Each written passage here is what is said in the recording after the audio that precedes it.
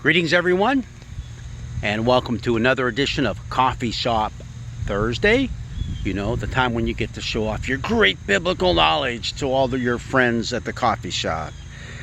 And as I've warned before, don't be a show-off doing it. Just say it, okay? To enlighten them, to increase their biblical knowledge, even as yours has been increased. Well, today I think it's a good idea that we may want to take another look at chapter 18 in the Gospel of Matthew. And there, what we're going to see is a continuation of the story that we had a little earlier in the week. Remember when Peter came up to Jesus and said, "Hey, Jesus, how many times am I supposed to forgive somebody who sins against me? 7 times? And Jesus says, how about 70 times 7? Whoa! Are you exaggerating or something, Jesus? Well, yeah, maybe. But what he's really saying is, don't keep score. Just forgive and forgive and forgive. Just keep on doing it. Kind of a hard thing to do, isn't it?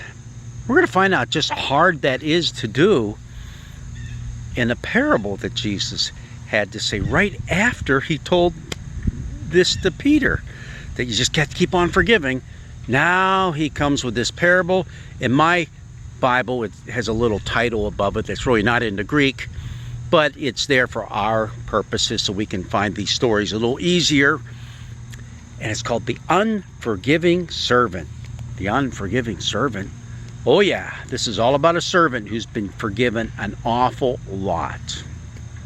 And he just turns around and he can't quite give out the forgiveness that he himself has received. Yes, let's take a look at this story. Just how much was he forgiven to begin with? Jesus says in the parable that he came before the king and he owed a lot of money. How much did he owe? 10,000 talents. Well, what's 10,000 talents? Is that $10,000? Is that $100,000? Is it $1 million? Who knows? It sounds like it's a lot. Oh, not only was it a lot, it was like an impossible amount. A lot. That's how much it is. A denarius is 1 day's wages. Got that? A denarius. 1 talent was 6,000 denarii. 6,000 days of wages. That's quite a few years. 10,000 talents is what he owed. 10,000 talents. Now, let's kind of put this into perspective why Jesus was exaggerating this amount. In the New Testament, there's no larger unit of monetary value than the talent. That's the largest unit that's spoken about in the New Testament. Also, in the Greek language itself, there's no larger amount of money, no word for any larger amount of money than 10,000. So what you have Jesus doing is taking these two largest Greek words and combining them by multiplication. 10,000 talents? How much is that? Well, 1 talent was about 15 years of wages. Multiply that times 10,000, you have 150,000 years. How did this guy get in such debt? How will he ever repay it? The answer is he never will. He was going to be sold into slavery, as well as his wife and his kids and everything liquidated. He was done. He was toast. And yet, he begs the king, "Oh, just give me a chance to pay it back. Oh, give me a life. You're not going to pay that back. Not ever." And the king knew that. And you know what the king did? He had mercy on him. He forgave him. Forgave him that debt. Are you kidding me? Wow. An amazing story of forgiveness. Amazing. You see, those are the types of things that you can go and share with your coffee shop friends. Everything I just told you, okay?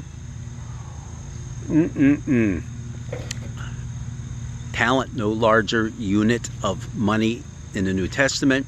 10,000, the biggest word in Greek for a numerical value. 10,000 talents. 150,000 years of wages. Impossible. Never to be repaid. And what's even more incredible is the king forgives the servant. And yet, what does the servant do? He leaves the king's presence and he goes out and he grabs a fellow servant who owns him, 100 denarii? 100 days of wages? Hey, that's still a lot. A third of your year in wages? Yeah, but it's not impossible, not what he faced. And oh boy, when the king found that out, what did he do?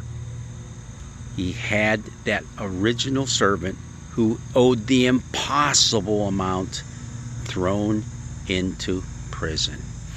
You see, it was well understood back in that time in many of the cultures that surrounded even the Hebrew culture, that if there was a bad crop year, there was crop failure, drought, whatever, the king would often forgive taxes for that year. But it came with the understanding that if I forgave you the payment of your taxes because things were so bad, you are not to go out and demand payment from anyone else that owed you money. It's a reciprocal type of thing. I forgive you, now you go out, it's not that you're forgiving me, but you're going to forgive others. All right, got that? So that's why in the parable, when this servant who had been forgiven so much refuses to forgive someone who actually owes him so little in comparison, the other servants really get upset about it. And that's why they report him. They weren't snitching on him. They were angry.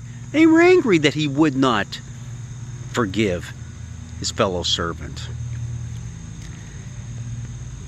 This parable does reveal that sometimes it's hard to forgive.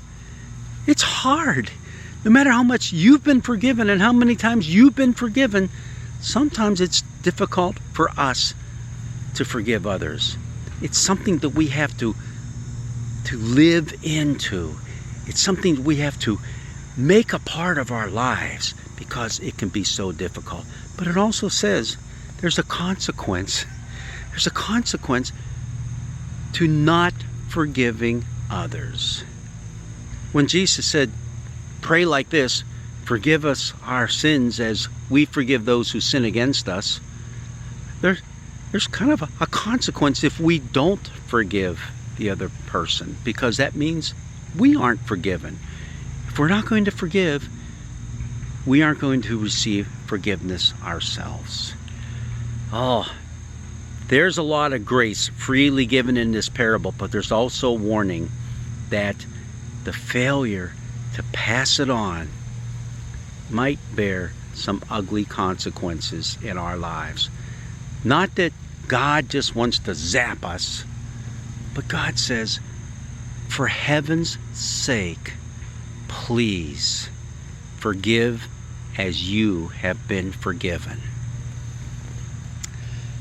Well, sit back and enjoy your day. Hopefully it's fine and dandy where you are. And let's try our best to ask God to fill our hearts with enough love that we can go out and live into this thing called forgiveness, as hard as it might be. Let's learn to not only accept God's forgiveness in our lives, but to be the ones who like to go out and pass it on. Blessings be with you on this grand and glorious day.